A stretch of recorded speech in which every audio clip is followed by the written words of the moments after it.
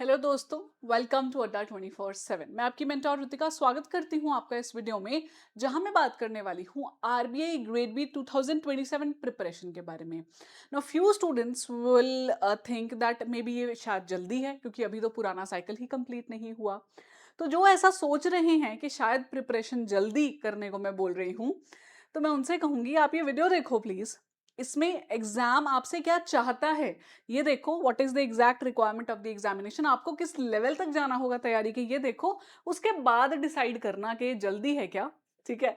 तो before I start this video I would request you guys, please subscribe to our YouTube channel. आप ही के फायदे के लिए है। बहुत अच्छा content, not only informational study plans but also content related, बहुत ही अच्छा आपको यहाँ मिलेगा। And of course you can download our mobile application to get hold of the free content along with the downloadable PDFs, and हमारा paid courses भी app से ही आपको एक अच्छे डिस्काउंटेड रेट पे मिल जाते हैं। ठीक है, तो चलो स्टार्ट करते हैं। Of course, if you have here entered here in the video, so you know the pattern. I'm not going to explain the entire pattern to you, rather I'm going to explain इस pattern के through RBI आपसे क्या चाहता है। तो RBI का exam pattern कुछ इस तरह है दैट फेज 1 में ऑब्जेक्टिव क्वेश्चंस आते हैं। 200 मार्क्स का पेपर है and it is qualifying in nature. आपको सिर्फ क्वालिफाई करना है, कट ऑफ, और इसके जो स्कोर है वो काउंट भी नहीं होगा आपकी सिलेक्शन में। ठीक है। अब जो ये क्वालिफाई करते हैं वो फेज 2 में आ जाते हैं। फेज 2 में there is a test of mix descriptive and objective questions, और जो वो क्वालिफाई करते हैं तो वो जाते हैं इंटरव्यू में। ऑफ कोर्स एक अच्छा रिगरस प्रोसेस बनाया है आरबीआई ने, लेकिन एक बहुत ही beautiful, very beautiful thing about this process is, ये पूरा का पूरा प्रोसेस 8 से 9 महीने में कंप्लीट हो जाता है। तो you don't have to wait for like complete एक ईयर होगा और फिर उसके बाद जाके कहीं पे आपका नोटिफिकेशन आएगा। बिकॉज जैसे कई एग्जाम्स यूपीएससी में स्पेशली होता है कि अगर प्री दिया नहीं हो रहा तो आप अगले साल तक इंतजार करो। यहाँ पे अच्छी बात यह है कि आप इसकी तैयारी अच्छे से करो, और एक तो ये खुद साइकिल जल्दी कंप्लीट हो जाती है। आपके पास बहुत सारे और एवेन्यूज हैं इसी फील्ड में। RBI, NABARD, SEBI, all regulatory exams take place based on this pattern itself. तो आप इसकी तैयारी करोगे वो भी खुल जाएगा। But nevertheless I am not going to talk about other exams as of now. अभी हम फोकस करेंगे सिर्फ और सिर्फ आरबीआई पे। वो तो मेरी एक वो होता है ना कि मेंटोर वाली फीलिंग आ जाती है कि चलो ये भी बता दूं आप लोगों को, अगर आप स्पेशली नए हैं तो। वापस आते हैं, फेज 1 की बात करती हूँ। तो फेज 1 जैसे मैंने कहा इज क्वालिफाइंग इन नेचर। आपको 4 सब्जेक्ट्स प्रिपेयर करने हैं, general awareness, reasoning, English, quant. लेकिन यहाँ पे जीए आता है 80 नंबर का। 200 मार्क्स के टोटल सवाल हैं, 200 क्वेश्चंस, 200 नंबर के, जिसमें से 80 नंबर तो ले गया आपका जीए। रीजनिंग के पास है 60 मार्क्स, बहुत अच्छा रीजनिंग आता है और लेवल भी बहुत अच्छा है। इंग्लिश और क्वांट 30-30 के हैं। Now, the important point is you have to qualify the sectional cutoff and you have to qualify the overall cutoff. तो क्या इसके थ्रू आपसे क्या चाह क्या रहे हैं एग्जाम में? Sectional cut of, sorry, sectional cut of है तो ऑफकोर्स सेक्शनल टाइमिंग रहेगा। सबसे ज्यादा टाइम रीजनिंग को दिया है 45 मिनट्स, बाकी सबको 25-25-25 मिनट। तो इस टेस्ट के थ्रू आरबीआई आपसे क्या चाहता है? आरबीआई सबसे पहले कह रहा है कि इस एग्जाम में है जी नेगेटिव मार्किंग। तो तुक्के तो मारना मत, बिना तुक्के मारे आपको अटेम्प्ट करना है, एफिशिएंसी अच्छी चाहिए। सेक्शनल कट ऑफ है का इसका मतलब क्या है कि हर सब्जेक्ट में डिसेंट लेवल की प्रिपरेशन चाहिए। आप ये नहीं कर सकते कि ओवरऑल बस मेरे को इतना अच्छा आता है, जैसे सेबी में होता है यूजुअली, या और एग्जाम्स में होता है। यहाँ पे हर सेक्शन में डिसेंट लेवल की कट ऑफ चाहिए और ओवरऑल कट ऑफ भी आपको क्लियर करनी है 200 में से। Sectional timing makes it more difficult, because जैसे नाबार्ड में भी सेक्शनल कट ऑफ है पर वहाँ सेक्शनल टाइमिंग नहीं है। तो आपको ऑप्शन है कि चलो ठीक है आप स्विच कर सकते हो। यहाँ पे तो डेडिकेटेड टाइम दे दिया, यानी कि आपकी एबिलिटी को और टेस्ट किया जा रहा है, आपकी लिमिट को और पुश किया जा रहा है कि जीए में आएंगे 80 सवाल, मिलेंगे तेरे को भाई 25 मिनट, देख ले। तेरे को अब जीए में सेक्शनल कट ऑफ भी निकालनी है और ओवरऑल कट ऑफ में भी जीए प्ले करेगा इंपॉर्टेंट रोल। तो you are being push to your limits. मतलब वो कहते हैं ना, बैंकिंग एग्जाम्स की लिमिट को पुश कर दिया जाता है कि ऑनलाइन पेपर तो है ही, sectional cut off, sectional timing, उसके बाद आपको यहाँ पे नेगेटिव मार्किंग भी दे दी है इन्होंने, राइट? अच्छा, level of exam is high. When I say high I mean it is higher than other banking examinations. आप आईबीपीएस की बात कर लो, नाबार्ड की किसी भी और सेक्टर की बात कर लो, तो लेवल हायर आता है। ठीक है। कट ऑफ ही निकलती है बस बच्चों की, धुरंधरों की भी। ऐसा नहीं सुना 200 में से 150 ले गया हो कोई। कट ऑफ जो 80 जाए, 70 जाए, उसके आसपास ही होते हैं बच्चे ज्यादातर।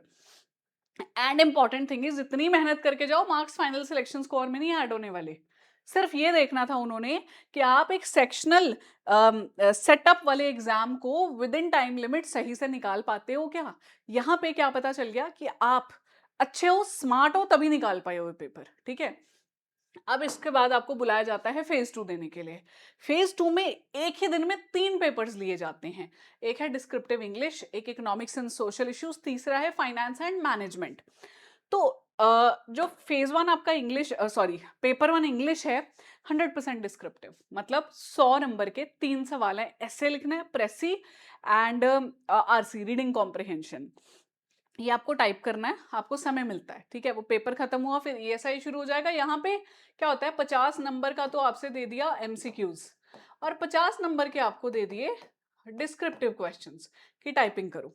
एफएम में भी यही होता है, रिपीट, कि 50 नंबर के एमसीक्यूज करो, 50 नंबर का आप डिस्क्रिप्टिव पेपर करो। अब इसके थ्रू सिलेबस है ऑफ कोर्स ईएसआई एफएम का defined. I am going to put a video. My next video will be on the syllabus of ESI and FM and how you can cover those in the stipulated timeline, कि कितना समय किस किस part को देना चाहिए। अगर आप कमेंट करोगे तो मैं वो वीडियो जरूर लेके आऊंगी, ठीक है। अब इस पेपर के थ्रू, अच्छा खासा पेपर है भाई, वन डे एग्जाम बना दिया इन्होंने 3 पेपर को। वन डे एग्जाम में होते नहीं है यूजुअली, कॉलेज में भी एक एक दिन में एक पेपर ही हुआ करता था, यहाँ ये 2-2 घंटे के पेपर ले रहे हैं, 1.5-1.5 घंटे के एक ही दिन में खत्म करवा रहे हैं आपसे। तो इसका मतलब है 3 पेपर 1 घंटे में, 5.5 घंटे के पेपर। आपकी ग्रिट, आपकी रेजिलियंस, आपकी पेशेंस वैसे अगेंस्ट टेस्ट की जा रही है, ठीक है। उसके बाद आपकी राइटिंग स्किल्स का तो ये टेस्ट है ही, because it is not only about आप कितना रट्टा मार सकते हो, कितने अच्छे से एक्सप्रेस कर सकते हो जो आपको पता है। एनालिटिकल एबिलिटी, बिकॉज क्वेश्चंस ऐसे आएंगे जो शायद आपने एग्जैक्टली नहीं पता आपको उसके बारे में, लेकिन अपने एनालिसिस के बेसिस पे, अपने जो पढ़ा है उस बेसिस पे you can still come to the conclusion, ठीक है। और जो आपके एमसीक्यूज होते हैं, वहां पे डेटा भी होगा और वहां एनालिसिस भी लगेगा ऑफ कोर्स। तो दोनों का मैच कर लिया, एनालिटिकल एबिलिटी भी टेस्ट कर ली, ट्रिवियल डेटा रट्टा मारने की आपकी कैपेबिलिटी, माइंड शार्प है कि नहीं चेक कर लिया। एंड्योरेंस तो टेस्ट कर ही रहे हैं वो आपकी, इतने आवर्स, नंबर ऑफ आवर्स एक दिन में बिठा के। जो टॉपर सिलेक्ट हुए हैं, जैसे मैं काफी समय से इस एग्जामिनेशन के लिए मेंटोर कर रही हूँ स्टूडेंट्स को, तो जब आप उनकी स्टोरी सुनोगे तो बच्चे अब तो ऑफिसर्स बन गए, खैर तब बच्चे थे। जब मैं इंटरव्यू ले रही थी तो उन्होंने कहा कि मैम, टेस्ट जब पेपर खत्म हुआ ना, उसके बाद वी हैड नो एनर्जी, खत्म हो गई थी बॉडी, बिल्कुल ऐसे लग रहा था बस जाने दो, सोने दो, कुछ नहीं भैया, रिजल्ट का देख लेंगे, अभी यहाँ से जाने दो। ऑफ कोर्स आप दिमाग चला रहे हो, हाथ चला रहे हो, इतना स्ट्रेस है, और 3 पेपर एक दिन में लिए जा रहे हैं। इसीलिए टेस्ट ऑफ ईक्यू भी कहा जाता है, इमोशनल क्वेश्चन इसे। ज़रूरी नहीं है आपने जो तैयारी की है पेपर उसी तरह का आए, नहीं होगा ऐसा बिल्कुल भी। पेपर आपको सरप्राइज़ करता है, आरबीआई तो वैसे ही करता है, क्योंकि they want to know. Surprise सिर्फ आप अकेले को थोड़ी ना किया, सारी जनता को सरप्राइज़ किया। उस सरप्राइज़ को कितने प्यार से, कितने अच्छे से हैंडल कर पाए कैंडिडेट्स, और फिर उसमें भी अटेम्प्ट दे पाए अपना बेस्ट, वही है। तो सिर्फ सिलेबस का टेस्ट नहीं है, सिर्फ और सिर्फ ये नहीं है कि मैंने कवरेज तो हो ही जाएगी। एफएम का सिलेबस हो जाता है जी 1 महीने में कवर, 1.5 महीने में कवर, ईएसआई स्टैटिक में तो कुछ चैप्टर्स हैं, ऐसा नहीं है।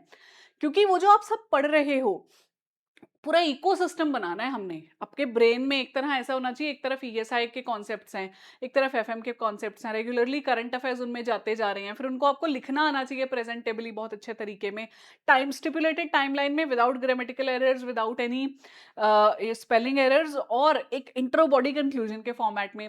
फिर उन पे एमसीक्यूज भी सॉल्व करने आने चाहिए, यानी डेटा भी रटा होना चाहिए। तो ये पूरी कहानी कैसे बनेगी, जब रेगुलरली कंसिस्टेंटली आप एवरीडे पढ़ोगे, और आज से ही पढ़ोगे। और अभी तो मैंने फेज 2 तक की बात की है, इंटरव्यू तो मैं गई ही नहीं हूँ अभी। इंटरव्यू के लिए ऑफ कोर्स आपको ज्यादा तैयारी तभी होती है, but if you have time and you have RBI grade B 2027 in mind के यही करना है, तो बहुत सारे सर्टिफिकेशन कोर्सेज होते हैं अपनी पर्सनालिटी को बिल्ड करने के लिए, अपने रिज्यूमे को बिल्ड करने के लिए, अपनी नॉलेज एनहांस करने के लिए, वो भी आप कर सकते हो। तो समय आपके पास उतना है नहीं, अगर आपको लग रहा है एग्जाम बहुत दूर है। तैयारी जो आज शुरू करेगा ना, अगले साल की लिस्ट में नाम उसी का दिखेगा। मैं बता रही हूँ आपको, होंगे कुछ लोग किस्मत के धनी, मेहनत बहुत ज्यादा करने वाले, एक्सीलेंट, जो शायद अगले साल नोटिफिकेशन आए तब भी निकाल लें पेपर। पर ज्यादातर जो अभी शुरू करते हैं वही पहुंचते हैं वहां तक, आरबीआई तक। तो अगले 4 महीनों में यू मस्ट फॉलो। अब इतनी सारी बातों के बाद एक प्रैक्टिकल वर्केबल प्लान दे दूं आपको। अगर कोर्स लेना चाहते हो, हमारा कोर्स इज ऑल्सो लाइव। हमारा आप बैंक महापैक प्लस ले लो, रेगुलेटरी महापैक प्लस ले लो, which will cater to not only RBI but other exams as well. आपकी तैयारी अच्छी हो जाएगी, ऑप्शन खुली रखो अपने लिए। मेरा कूपन कोड Y754 यूज करना भारी डिस्काउंट के लिए। तो अगले 4 महीने में दोस्तों आपने क्वांट रीजनिंग इंग्लिश खत्म करना है, ESI FM का स्टैटिक सिलेबस कंप्लीट कर लेना है, टाइपिंग की प्रैक्टिस इतनी अच्छी हो कि टाइपिंग स्पीड में भी दिक्कत नहीं है मुझे, एरर भी नहीं होता ग्रामेटिकल स्पेलिंग, और मैं एक्वेंटेड भी हूँ एक नॉट सो फ्रेंडली इंटरफेस पे लिखने के, जैसा नोटपैड होता है ना लैपटॉप में, वैसा कुछ इंटरफेस। और न्यूज़पेपर रीडिंग करने की हैबिट डालो, not for the coverage of current affairs, no. रटने नहीं है, ऐसा चीजें समझनी है, दुनिया आसपास क्या चल रही है, कैसे सिलेबस से रिलेट हो रही हैं चीजें, इसमें क्यों आरबीआई आता है बार बार, इकोनॉमी सेक्शन आपको समझ में आ जाएगा सबसे इंपॉर्टेंट क्यों है न्यूज़पेपर का। फिर अगले 2 महीने में आप current affairs of ESI FM शुरू कर देंगे, और ऑफ कोर्स आप चाहें तो न्यूज़पेपर कंटिन्यू करें, नहीं तो छोड़ सकते हैं उसके बाद।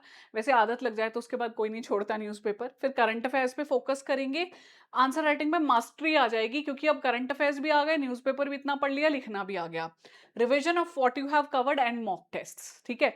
So that when the notification is out, तब आपको पता है कि अब मुझे सिर्फ उस लेवल तक लेकर जाना है खुद को, कि मेरा उस दिन जब फेज 1 में अपीयर करूं और मैं बाहर आऊं तो आई नो पेपर तो निकल रहा है भाई, फेज 2 में लग जा, ठीक है। That's it, my dear friends, from my end. You can go to the website, you can go to the mobile application, check out the courses, और मेरा कोड बता चुकी हूँ Y754। अगर आप चाहते हो मैं एक syllabus video with the stipulated timeline लेके आऊँ, तो please put in the comments, bring syllabus video. I will definitely bring, ठीक है। That is your mentor Ritika. I would like to sign off and all the best to all of you.